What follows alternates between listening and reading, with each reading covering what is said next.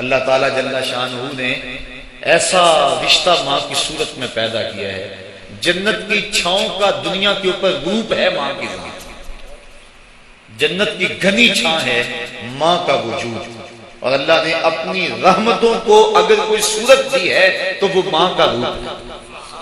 اور ماں کے سینے میں وہ تڑپتی ہوئی ممتا اور محبت کے وہ پگھلتے ہوئے جذبات رکھے گئے ہیں کہ دنیا پر ماں کے پیار کا بدل نہیں ہے۔ میں کہا کرتا ہوں آج کوئی شے بھی خریدنے نکلیں تو آپ وثوق سے نہیں کہہ سکتے یہ خالص ہے، ہر شے 2 نمبر دستیاب ہے، ہر شے میں ملاوٹ ہے، لیکن ایک چیز آج بھی ملاوٹ سے پاک ہے اور وہ ماں کا پیار ہے، ماں کی محبت آج بھی کھری ہے اور آج بھی اس میں کوئی ملاوٹ نہیں۔ بچہ بوڑھا بھی ہو جائے لیکن ماں کے لیے وہ بچہ ہوتا ہے، ماں کی دعائیں اسی طرح اس کے لیے ہوتی ہیں، اور بچہ آغوش مادر میں آ کر پھر طفل سادہ رہ جاتا ہے۔ یہ ماں کا پیار اور ماں کی محبتیں۔ ایک شاعر نے ماں کی محبت کا نقشہ کھینچتے ہوئے کیا خوبصورت بات کہی، وہ کہتا ہے مدت ہوئی میری ماں نہیں سوئی تابش، میں نے ایک بار کہا تھا مجھے رات کو ڈر لگتا ہے، کہا سحری کے وقت میں نے ایک بار اٹھ کے رات کو چونک کر کہا تھا مجھے رات کو ڈر لگتا ہے، مدت ہوگی اس بات کو، یہ قصہ پرانا ہو گیا ہوا ہے، مجھے بھی بھول گیا ہوا ہے، لیکن میری ماں رات کو نہیں سوتی، میرے بیٹے کو کہیں ڈر نہ لگا۔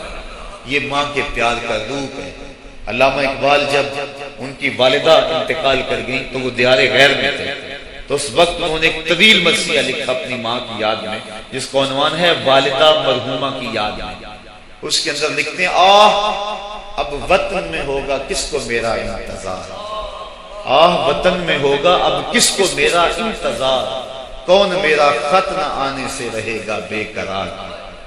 آرزو لے کر تیری خاک مرکب پہ آؤں گا، اب دعائے نیم شب میں کس کو میں یاد آؤں گا،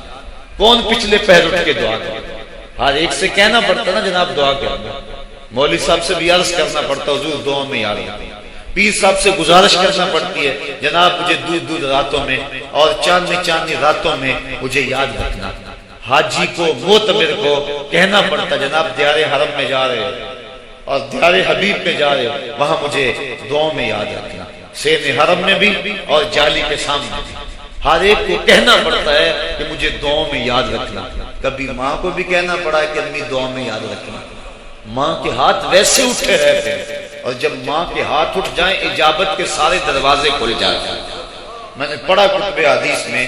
جو دعائیں رد نہیں ہوتی ان میں سے ایک ماں کی دعا ہے، جب ماں ہاتھ اٹھا دے تو جنت کے سارے دروازے کھل جاتے ہیں، اور یہ لازمی نہیں ہے کہ ماں رابعہ بصریہ ہو تو پھر ہی اس کی دعا قبول ہوتی ہے، اپلے تھاپتی ہوئی ماں اور لیپا پوتی کرتی ہوئی ماں جو ہے وہ مٹی سے بھرے ہوئے ہاتھ اٹھا دے تو اللہ ان ہاتھوں کو بھی خالی نہیں موڑتا۔ ماں جب بولتی ہے تو اس کے لہجے میں جبریل بولتا ہے، ماں جب مسکراتی ہے لگتا ہے جنت کی ساری کلیاں کھل اٹھی ہیں۔ ماں کے چہرے کی رونق اور ماں کے چہرے کی جو ہے وہ خوشی بیٹے کے دل کو حقیقی قرار اور حقیقی تسکین دیتی ہے۔ جو ٹھنڈ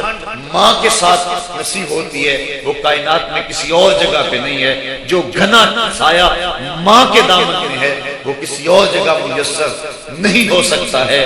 وہ کیا کہا تھا کسی نے کہ 5 سٹار ہوٹلوں میں کھانا کھانے میں وہ لذت کہاں جو چولہے پر بیٹھ کے ماں کے ہاتھوں سے پکی ہوئی چپاتیاں کھانے میں آتا ہے۔ عالی جناب حضرت صاحب کیا کیا اسٹیج سیکٹری نام لیتے ہیں، لیکن وہ لطف کہاں جو ماں اوے ببلو اوے پپو اور اوے مٹھو کہہ کے پکارتی ہے، جو مٹھاس ان لفظوں کے اندر ہے وہ بڑے اور بھاری اور بھرکم الفاظ اور خطابات کے اندر کہاں ہے۔ اونچی کرسی پہ بیٹھنے کا وہ لطف نہیں ہے جو ماں کے قدموں میں بیٹھنے کا۔ اللہ نے ماں کے روپ کے اندر ایک محبت اور ایک الفتوں کا ایک ایسا دریا دیا ہے کہ جس کے اندر انسان جب جاتا ہے تو اس کے دکھوں کے سارے میل دھل جاتے ہیں اور وہ بالکل آسودہ ہو جاتا ہے۔ یہ ماں کا روپ ہے، یہ ماں کا پیار ہے۔ تو ماں کا بچھڑ جانا، اس دنیا سے چلے جانا، یہ ایسے ہی ہوتا ہے جس طرح کوئی بندہ گھنے سائے میں کھڑا ہو تو اچانک اس کو